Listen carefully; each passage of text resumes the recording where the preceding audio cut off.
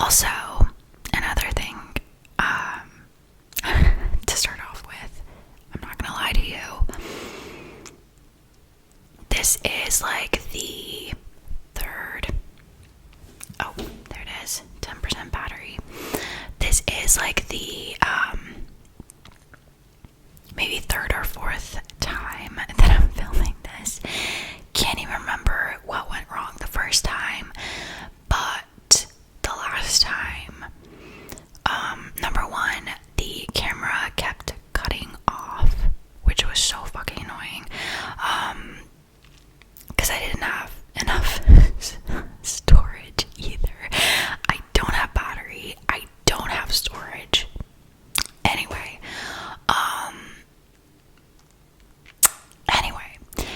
well, my phone is low on battery, maybe me too. Anyway, and also, I felt like I was really like rushing to just get the video over with, or like I was just like kind of, I don't know, I feel like I was like really like rushing through the different things that I was talking about, because I'd already talked about this.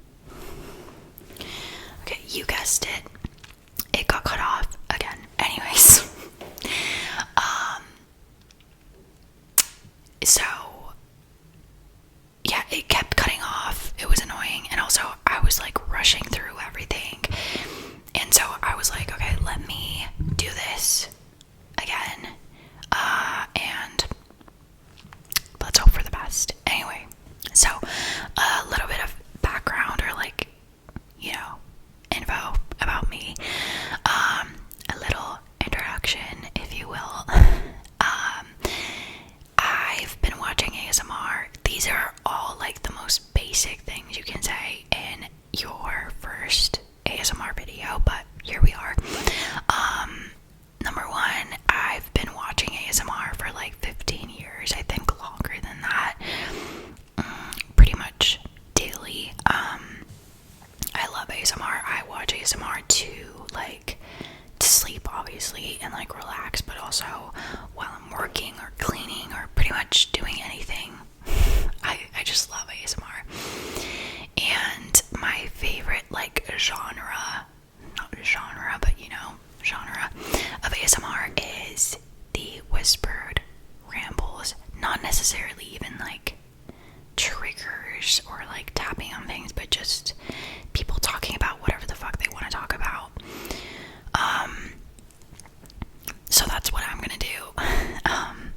I have like a whole notes app, like list of things that I want to talk about, or like, yeah. I was gonna say that makes me sound like I'm some fucking, like, yeah, like I have so many video ideas, but they're like, nothing is like high production value. It's just me sitting down and doing a whispered ramble. If someone told me to just sit down and start talking and see how long I can go for, I think I could go for days, probably, if I can like sleep in between. Like, there's always something for me to ramble about. Anyway,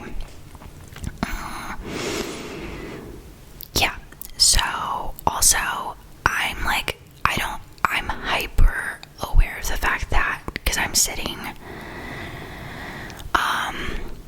right by the window, my neighbors can fully see me. There's someone sitting and studying, and they sometimes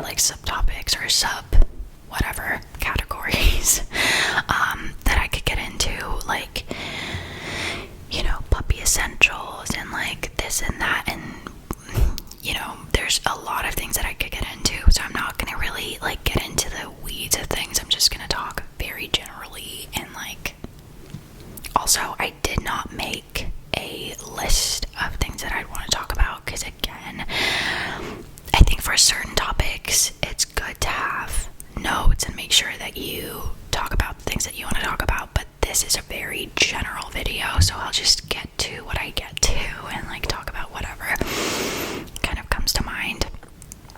And again, that's what I like about whispered rambles, like the kind of like off the cuff, like whatever. So that's what I'm gonna do. Anyway, now that I've been talking for like fucking 5 minutes, let's get into it. So, I never had a dog, well, I never had a pet in general before. Like, I've never had a fish. Like, I've never had a pet in my life. So, I wouldn't necessarily say that I'm like an animal person, which sounds like such a red flag. I feel like people are very like, I don't know, people are weird about that. Like that's a weird thing if someone's not an animal person. It's not like I hate them, but I feel like people are just weird about that. So,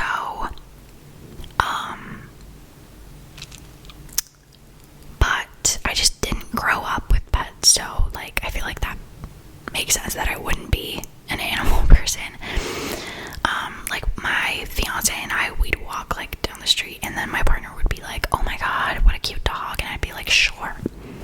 Like, it's not like I hate the dog, but I'm not necessarily like, you know, I will say, I think I'm becoming a dog person in general, which is such an insane thing to say when you own a dog, but let me get into it. Okay, so, but then at some point years ago, maybe like 4 years ago or something, I was reminded of Italian greyhounds, and I had done research about like their personalities and everything, and I was like obsessed. So I was like, I need an Italian greyhound. Like, I love them. And I'm not like a spiritual person at all. Pretty much, I'm like the furthest thing from like a spiritual person, I think. But I can't describe it. I was like, I feel like I was put on this earth to have an Italian greyhound. Like, I love them. Like, I feel such a deep connection to Italian greyhounds. Like, I loved our dog before we had him. Like, I'm obsessed. They're not for everyone, I will say. They are. Well, I'll get into it. Anyway, so that's Zero. His name is Zero. Because my comfort movie from when I was a child is The Nightmare Before Christmas, and there's a ghost dog named Zero, so that's what we named him after. But, or who we named him after. Anyway,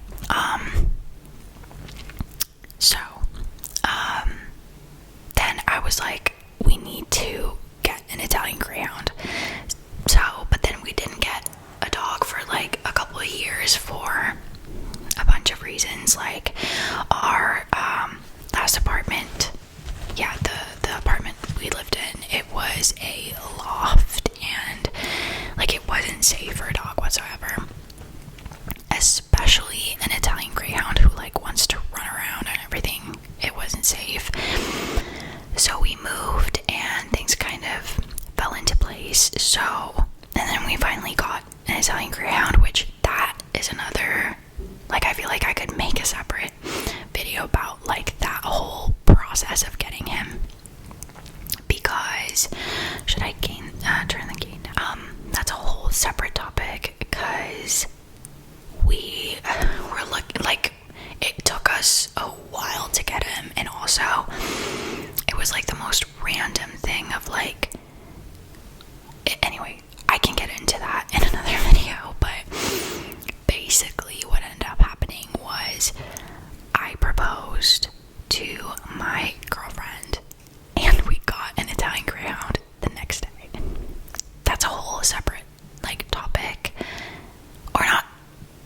separate topic, but just a long story that I'm not gonna get into right now. But yeah, so we got him. He is such a I love him. I can't, like, he is my soul dog for sure. Anyways, like I was saying before, Italian greyhounds are for sure not for everyone. If you want like a dog, they're not for you. I've never had a cat before, like I said, but a lot of people say that they're like cats in many ways. I don't know. To me, he's like a human. Anyways, so Italian greyhounds are very sensitive and like fragile, both physically and emotionally. People call them Velcro dogs because they want to be on you, near you, close to you, around you all the time, which I love. But at the same time, the flip side of that is that they can have separation anxiety, so you have to like really work on that to make sure that you're able to leave them alone for a little bit, because they are very like prone to separation anxiety. One of the kind of cons that I always read about or heard about is that Italian greyhounds are like known to be pretty much impossible to potty train. Like if you look up Italian greyhound cons or like pros and cons, one of the cons is always that they are so difficult, like borderline impossible to potty train. And so we were like fully prepared for that, but that's not our experience at all. So easy to potty train, barely has had any accidents because he has been so easy to potty train. So that's not our experience. Then again, he is like almost a year old. He's turning 1 in February of 2026. So I don't know, but so far so good. So just if you're like looking into getting an Italian greyhound, that's not our experience. Smooth sailing so far. Then again, we did put in like a lot of effort in the beginning of like, we went outside every like hour or two. If he, like every time he played, slept, drank, or ate, we were outside. And if he like started sniffing around, or if it felt like he might want to go potty, we went outside. Like it was, or if he did have an accident, we went outside immediately after, just to create that connection in his head of like, you have to do this outside. So like, he's really good with that. But I do know that like a lot of people do put in that effort, but it doesn't end up, going that good. So, but just thought I'd mention that. Been great. Also, he is huge for an Italian greyhound. He has to wear clothes. Okay, my phone just died. And I charged it for like 5 seconds. So we'll see. And my dog's also waking up. So I feel like this video makes me look like I'm so fucking chaotic, because this is chaotic. But I also grabbed this spoolie. This is not good. Okay. But since my dog is about to wake up, I was like, let's again rush through this video. But I'm like determined. I'm like, I want to film this already and I want to start posting, and I'm like, let's do this. Anyway, I think it took us like at least 6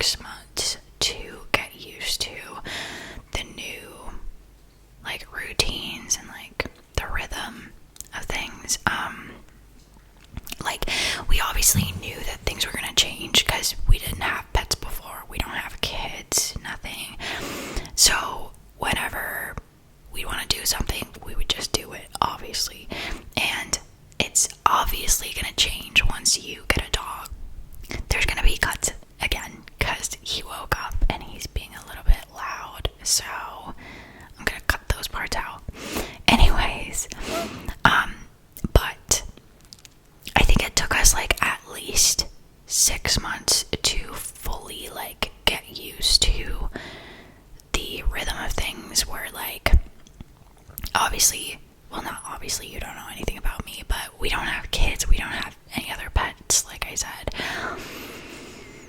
So obviously, like, things are gonna change once you get your first pet. But I think because we had done like so much research, like literally years, we knew things were gonna change.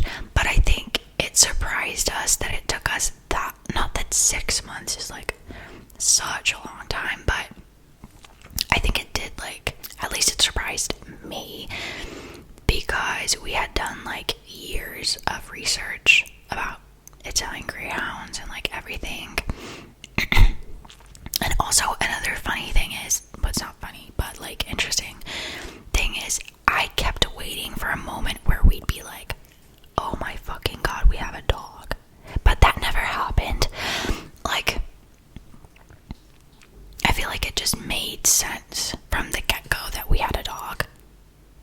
I think it made sense from the get-go, but at the same time, it took us 6 months to get used to the routine. So I think it seems like those two like contradict each other, but they don't in my head. Like, it made sense that we had him, but just getting used to the physical, like the routine, took time. But anyway,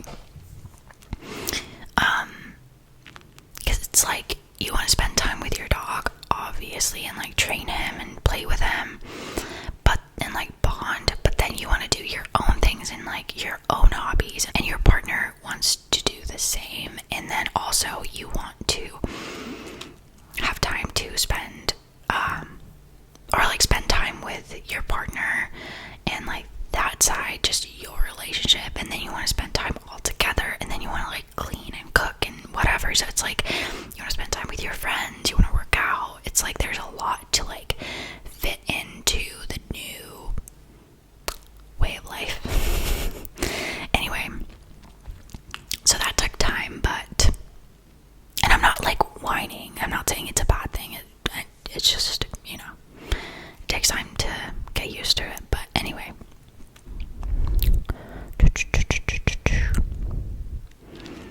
what else do I want to say? He is huge for an Italian greyhound. He wears, some of his clothes are whippet, like puppy, but like whippet clothes, or like clothes that are meant for whippets. Like, Italian greyhounds are usually like 3 to 5, I think 3 to 5 kilograms, which I don't know what that is in pounds, so look that up. And he's 8, and he's like 10 months, so he's huge. And like length and height wise, he is the size of a whippet puppy. Like I said, he wears the clothes that are meant for like whippet puppies, which that could be a good video of like showing his clothes and like fabric sounds. But yeah. Which I should put up a video the first time that we went outside and it was raining. It wasn't like torrential downpour, it wasn't bad. He found the nearest bush and went under it and just lay there. He was shaking like a fucking leaf. He is so dramatic. Love him. But dear God. Like, that's what I mean. Like, Italian greyhounds are, which that makes sense. They barely have any hair. Like, he's not being dramatic. He's cold, but it's just funny. But yeah, he hates the wind. If there's a gust, oh my gosh, if there's a gust of wind, he just finds the entrance to our building and like beelines. He's like, I don't understand why I have to be here.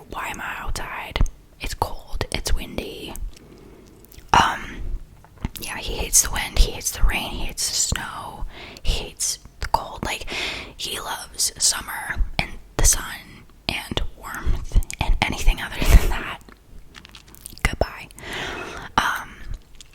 So if you're interested again in getting an Italian Greyhound, be prepared for that. But anyways, yeah, I feel like there's a lot that I could talk about, but again, like, there's so many like little things that I could get into. But in general, it's been a great year. Like I said, he's turning 1 in February, so in like a month, and we're so excited. I can't believe he's turning 1. Like, that's so insane. And yeah, he's such a good boy. He genuinely is. Like, I feel like, I don't know if we got lucky or what, but like, he's so good. Obviously he is a teenager, so he is testing us, like, our boundaries and our patience hardcore, but overall he's okay. He's good. He's healthy. And like, him testing us right now is par for the course. He is a teenager, so I'm not like too worried about that. But yeah, my phone's about to die again, and he woke up, so I'm gonna show you him and then we're gonna go and play. So let me grab him before my phone